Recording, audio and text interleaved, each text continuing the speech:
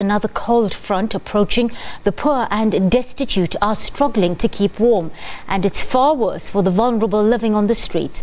Reporter Maageketla Mohlabe joined those less fortunate around a fire and asked about life on the edge. Another wretched night, fast approaching. An icy grip engulfing Johannesburg.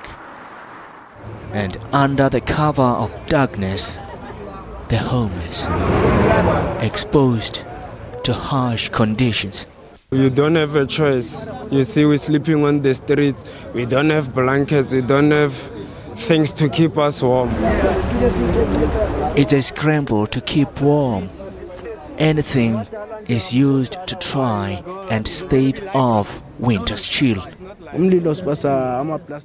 To make this fire, we use plastic and papers, and we'd be lucky if we get planks in the streets. It's freezing out here, and as you can see, we try and gather whatever we can to make sure that we keep warm. Siphomokwena is the oldest here. The 63-year-old has been living on the streets for 2 years. For a long time I suffered a lot, and these young people welcomed me. I'm here because I lost my pension for unknown reasons. I lived as a beggar.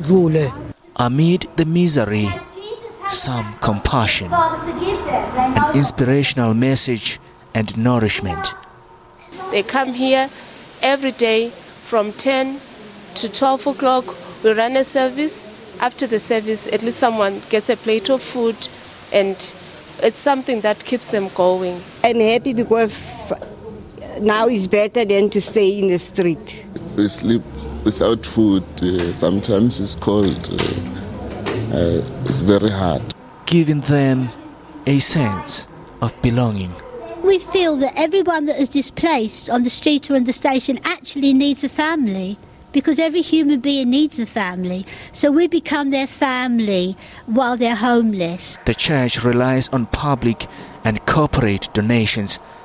We fundraise, and the public help us, and a couple of companies help us. And with the money we get from them, we put them in shelters for the 4 months of winter, on a program for them to improve themselves while they're in the shelter. So if there's any sign of drug abuse or substance abuse, they go first to the social worker before we dare put them in a shelter. A lifeline for some, but scores remain on the streets.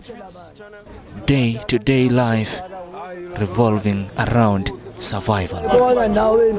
Maageketla Mohlabe, SABC News, Johannesburg.